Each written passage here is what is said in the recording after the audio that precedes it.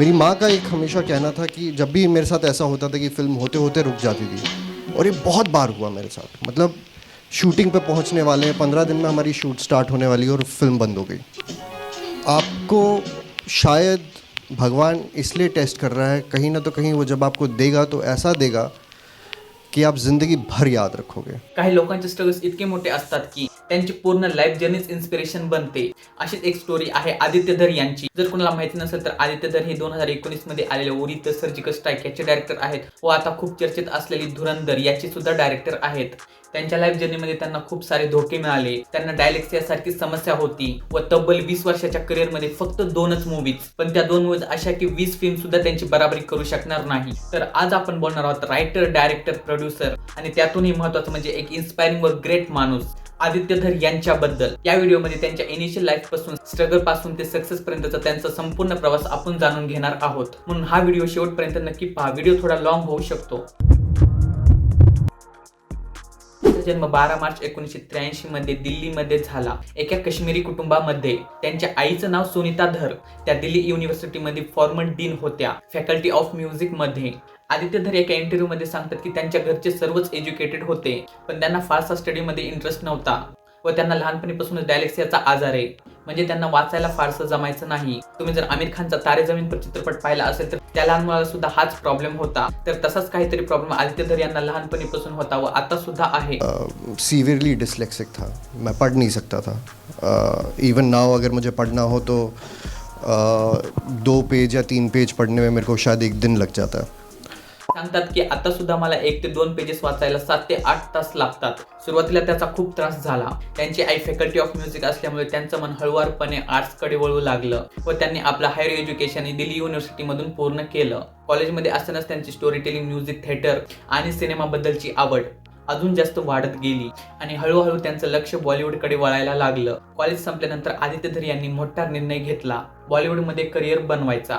पण बॉलिवूडची दुनिया बाहेरून जेवढी ग्लॅमरस दिसते आतून तेवढीच कठीण आहे. इंडस्ट्रीमध्ये कोणतेही स्ट्रॉंग बॅकग्राऊंड असल्याशिवाय एंट्री मिळवणं जवळपास अशक्यच असतं. चित्रपटांचं स्वप्न पाहून 5 सप्टेंबर 2006 रोजी त्यांनी स्वप्नांच्या मायानगरीत म्हणजेच मुंबईमध्ये पाऊल ठेवला. त्यांनी रायटर म्हणून काम सुरू केलं. वेगवेगळ्या प्रोडक्शन हाऊसकडे स्क्रिप्ट घेऊन जाणं, मीटिंग्स करणं, रिजेक्शन सहन करणं हा त्यांचा रुटीन झाला. काही स्क्रिप्ट जाग्यावर रिजेक्ट झाल्या तर काही स्क्रिप्ट चोरी झाल्या. आदित्य धर सांगतात की त्यांच्या स्क्रिप्टचा वापर करून खूप साऱ्या फिल्म्सनी 100 करोडचा बिझनेस केला. त्यानंतर त्यांनी कबूल एक्सप्रेस या मूवीमध्ये लिरिक्स लिहिले व 2009ला त्यांनी लिहिलेली एक शॉर्ट फिल्म फायनली बनली. त्या शॉर्ट फिल्मचं नाव म्हणजे बूंद. त्या शॉर्ट फिल्मला डायरेक्ट केलं अभिषेक पाठक यांनी व आदित्य धर त्या शॉर्ट फिल्मचे को डायरेक्टर व रायटर होते. त्यानंतर त्यांनी 2010 मध्ये आलेल्या आक्रोश या मल्टीस्टारर मूवीमध्ये ॲज अ डायलॉग रायटर म्हणून काम केलं. मूवीची कास्ट होती अजय देवगन, अक्षय खन्ना व परेश रावल व 2011 ते 2017 पर्यंतचा काळ त्यांचा सर्वात कठीण काळ होता. त्यांच्या हातातून फिल्म्स बनता बनता हिरावून जाऊ लागल्या. पहिल्यांदा त्यांची फिल्म 2013ला येणार होती, पण ती शत झाली. नंतर 2016ला फायनल एक बिग प्रोजेक्ट त्यांच्या हाती लागला. फिल्मच्या लीडमध्ये होते फवाद खान व कटरीना कैफ व मूवीला प्रोड्यूस करणार होतं धर्मा प्रोडक्शन. मूवी एकदम फ्लोअरमध्ये होती. त्यात 18 सप्टेंबर 2016ला उरी अटॅक झाला व त्याच्या दुसऱ्या दिवशी धर्मा प्रोडक्शनच्या ऑफिसवर दगडफेक चालू झाली. ॲक्च्युली त्या फिल्मचा लीड ॲक्टर एक पाकिस्तानी होता, त्यामुळे ती मूवी सुद्धा बंद पडली. 29 सप्टेंबर 2016 सकाळी 9 वाजता जनरल रणवीर सिंग यांनी घोषणा केली की आम्ही POK मध्ये सर्जिकल स्ट्राईक केली. हे ऐकताच आदित्य धर यांच्या दिमागात आलं की ही स्टोरी पण खूप भारी होईल पडद्यावर व एक काश्मीरी पंडित असल्यामुळे टेररिझम बद्दल त्यांनी लहानपणीपासूनच ऐकत आलेले होते व त्यांनी ठरवलं की आता याच विषयावर ते फिल्म बनवणार. ज्या कारणामुळे त्यांची फिल्म बंद पडली होती त्यांनी निर्णय घेतला की आता त्याच खानावर फिल्म बनवणार. निर्णय तर घेतला, पण त्या विषयावर मूवी बनवणं इतकं सोपं नव्हतं.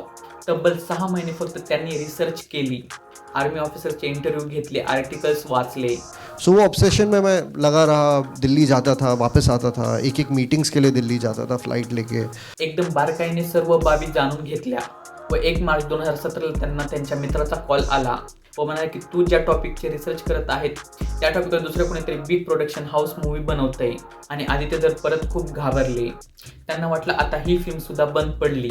त्यांनी याच भीतीमध्ये पूर्ण मूवीचा स्क्रीन प्ले फक्त 12 दिवसात लिहिला.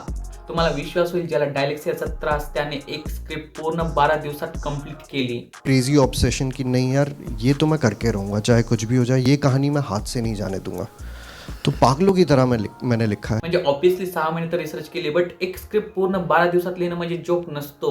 त्यानंतर त्यांनी ती स्क्रिप्ट एका प्रोड्युसरच्या मॅनेजरला ऐकवली व त्या मॅनेजरला ती स्क्रिप्ट फार आवडली व तिने तिच्या बॉसला जोर दिला की ही स्क्रिप्ट प्लीज वाचा. ते प्रोड्युसर म्हणजे रोनी स्क्रीववाला व ते एका फ्लाईटमध्ये असताना त्यांनी स्क्रिप्ट पूर्ण वाचून काढली व ती स्क्रिप्ट त्यांना इतकी आवडली की फ्लाईटमधून उतरताच त्यांनी कॉल केला व म्हणाले At the time he landed in Vizag, he called Sonia and he said, "We are doing this film no matter what." की काही झाले तरी ही मूवी आपण बनवणार. आदित्य धर याच्यावर म्हणतात की काही स्क्रिप्ट अप्रूव्ह व्हायला वर्ष लागले, पण जेव्हा ऍक्च्युअली मध्ये फिल्म बनवण्याचा चान्स आला तेव्हा काही घंट्यातच त्यांची स्क्रिप्ट सिलेक्ट झाली. वहाँ जब एक्चुअली होने का टाइम आया तो एक्चुअली कुछ घंटों में वो स्क्रिप्ट अप्रूव हुई. त्यानंतर ऍक्टर कोणता घ्यायचा हे डिस्कशन चालू झालं. आदित्य धर खूप क्लिअर होते की त्यांना कोणता स्टार घ्यायचाच नाही, कारण त्यांच्या मागे त्यांना पाळायचं नव्हतं. नंतर त्यांना डेट्सचा इश्यू नको होता व त्यांना असा ऍक्टर हवा होता टॅलेंटेड, हार्डवर्किंग व कम्प्लिटली सरेंडर असावा. त्यामुळे त्यांनी विकी कौशलला कास्ट करण्याचा निर्णय घेतला. दोघांनी एकमेकांवर विश्वास दाखवला. 6 ते 8 महिने फक्त ट्रान्सफॉर्मेशनसाठी गेले व 11 जानेवारी 2019ला उरी द सर्जिकल स्ट्राईक ही मूवी रिलीज झाली व येताच सर्वांच्या नजरा ओढून घेतल्या. 40 करोडमध्ये बनलेली मूवी फक्त इंडियामध्ये 244 कोटी कमवले व वर्ल्ड वाईड 400 कोटी कमवले व त्या वर्षाची चौथी हायएस्ट क्रॉसिंग फिल्म बनली व बॉक्स ऑफिसवर एक मॅसिव्ह हिट बनली. मूवी क्रिटिक्सला तर आवडलीच, पण पब्लिकने अक्षरशः त्यांच्या मूवीला डोक्यावर घेतलं. त्यातला हाऊ इज द जोश हा डायलॉग फार फेमस झाला.